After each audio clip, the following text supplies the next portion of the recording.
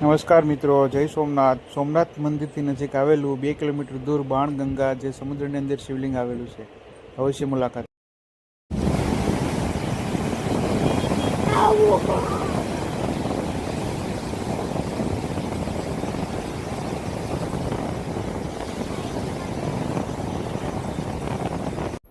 Follow કરો, like કરો ને શેર કરો. એટલે ભાઈ એટલું તો કરો.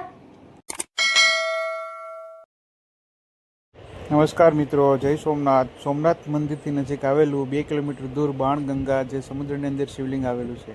અવશ્ય મુલાકાત.